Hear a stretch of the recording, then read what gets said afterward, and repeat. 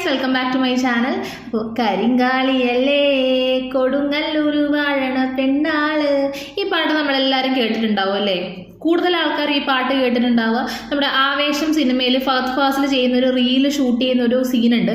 ആ ഒരു ഭാഗത്താണ് നമ്മൾ കൂടുതൽ പേരും ഈ ഒരു പാട്ട് കേട്ടിട്ടുണ്ടാവുക. പക്ഷെ ഇത് യഥാർത്ഥത്തിൽ ഒരു ഭക്തി റിലേറ്റഡ് ആയിട്ടുള്ള ഒരു ആൽബം സോങ് ആണ് ഈ ഒരു കരിങ്കാളിയൽ എന്നുള്ള സോങ്.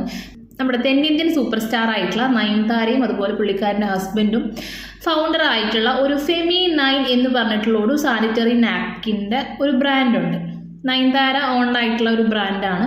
ആ ബ്രാൻഡിൻ്റെ ഒരു പരസ്യത്തിന് വേണ്ടിയിട്ട് ഈ ഒരു സോങ് യൂസ് ചെയ്തു എന്ന് പറഞ്ഞിട്ട് ഇപ്പോൾ അതിൻ്റെ മ്യൂസിക് ഡയറക്ടർ രംഗത്ത് വന്നിട്ടുണ്ട്. ഈ പാട്ടിൻ്റെ മ്യൂസിക് ഡയറക്ടർ ഈ നയൻതാരയ്ക്കെതിരെ ഈ ഒരു റീലിനെതിരെ കോപ്പിറൈറ്റ് ക്ലെയിമൊക്കെ കൊടുത്തിട്ടുണ്ടായിരുന്നു. പക്ഷേ എന്നിട്ട് പോലും നയൻതാരയും നയൻതാരൻ്റെ ഹസ്ബൻഡും ആ ഒരു റീലിന് അല്ലെങ്കിൽ ആ ഒരു പ്രൊമോഷന് വേണ്ടി യൂസ് ചെയ്ത ഇവരുടെ ഈ സോങ് റിമൂവ് ചെയ്യാൻ തയ്യാറായിട്ടില്ല. അതുകൊണ്ട് തന്നെ മ്യൂസിക് ഡയറക്ടർ അടുത്ത സ്റ്റെപ്പിലോട്ട് പോയിരിക്കുകയാണ്. നയൻതാരയും നയൻതാരൻ്റെ ഹസ്ബൻഡിനെതിരെ കേസ് ഫയൽ ചെയ്തിരിക്കുകയാണ് കോർട്ടിൽ. നയൻതാരയുടെ കമ്പനി പരസ്യത്തിന് ഉപയോഗിച്ചതായിട്ട് പരാതി. പാട്ടിന്റെ നിർമ്മാതാക്കളാണ് പരാതിയുമായി രംഗത്തെത്തിയത്. ലക്ഷങ്ങളുടെ നഷ്ടമാണ് ഇതുവഴി ഉണ്ടായിരിക്കുന്നതെന്നാണ് നിർമ്മാതാക്കൾ പറയുന്നത്.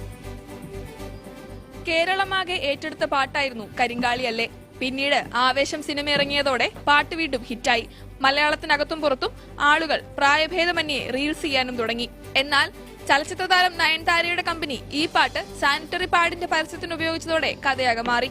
ഒരു പരിധിവരെ കലാകാരന്മാരുടെ ക്രിയാത്മകമായിട്ടുള്ള പ്രക്രിയയിലൂടെ ഉദ്ഭവിക്കുന്ന സൃഷ്ടികൾ പലപ്പോഴും മറ്റുള്ള ബിസിനസ് സ്ഥാപനങ്ങളും വലിയ വലിയ കോൺഗ്ലോമറേറ്റ്സും മൾട്ടിനാഷണൽ കമ്പനീസൊക്കെയാണ് എക്കണോമിക്കലി അല്ലെങ്കിൽ സാമ്പത്തിക ലാഭത്തിന് വേണ്ടി ഉപയോഗിച്ച് പൈസ ഉണ്ടാക്കുന്നത്.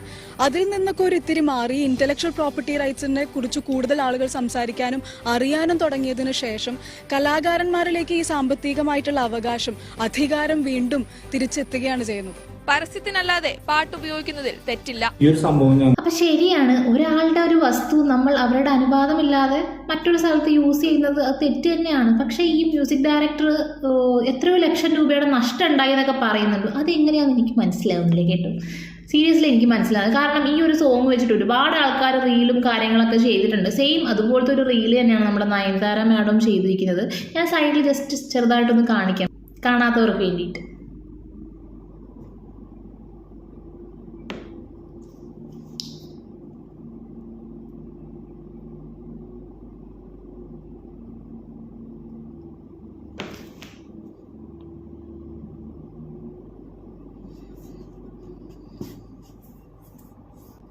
പെട്ടെന്ന് കാണുമ്പോൾ ഒരു സിമ്പിൾ ഒരു നോർമൽ റീല് പോലെ തന്നെ എനിക്കും ഫീൽ ചെയ്തിട്ടുള്ളൂ. പക്ഷേ പിന്നെ ഈ ഒരു ന്യൂസ് കണ്ടതിന് ശേഷം പോയി നോക്കുമ്പോഴാണ് ശരിക്കും അവരുടെ ഒരു പ്രൊഡക്റ്റിൻ്റെ പ്രൊമോഷന് വേണ്ടിയിട്ടാണ് ഈ ഒരു സോങ് യൂസ് ചെയ്തേക്കുന്നത്. ഇത് കാരണം ഇതിൻ്റെ ഒറിജിനൽ മ്യൂസിക് ഡയറക്ടറിന് ഒരുപാട് നഷ്ടങ്ങൾ ഉണ്ടായെന്നാണ് പുള്ളിക്കാരൻ അവകാശപ്പെടുന്നത്. എന്തായാലും നയൻതാര പുലിവാല് പിടിച്ചു എന്ന് തന്നെ വേണമെങ്കിൽ പറയാം.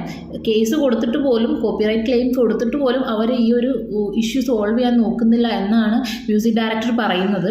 ഇനി മ്യൂസിക് ഡയറക്ടർ സ്വന്തം പാട്ട് വേറൊരാളെ ഇട്ടതിലുള്ള ബുദ്ധിമുട്ടാണോ, അല്ലെങ്കിൽ നമ്മുടെ മഞ്ഞുമ്മൽ ബോയ്സ് സിനിമ ഇറങ്ങിയ സമയത്ത് അതിനകത്തുള്ള അഭിരാമിയെ താലാട്ടും എന്നുള്ളൊരു സോങ് ഉണ്ടായിരുന്നില്ലേ, ആ സോങ്ങിൻ്റെ കോപ്പിറൈറ്റ് ആരോപിച്ചിട്ട് നമ്മുടെ ആ സോങ്ങിൻ്റെ മ്യൂസിക് ഡയറക്ടർ ആയിട്ടുള്ള ഇളയരാജ സാർ മുന്നോട്ട് വന്നിട്ടുണ്ടായിരുന്നു. ഇവർക്കെതിരെ കേസും കാര്യങ്ങളൊക്കെ മഞ്ഞുമ്മൽ ബോയ്സ് ടീമിനെതിരെ കൊടുത്തിട്ടുണ്ടായിരുന്നു. അങ്ങനെ കുറച്ച് ക്യാഷ് ആ വകേറെ ഇളയരാജ കൈപ്പറ്റി എന്നാണ് അറിയാൻ കഴിയുന്നത്. അതുപോലെ നയൻതാര എന്ന് വെച്ച് കഴിഞ്ഞാൽ ഫേമസ് ആയിട്ടുള്ള തെന്നിന്ത്യൻ സൂപ്പർ സ്റ്റാർ ആണ്. ഒത്തിരി കാശ് കിട്ടും.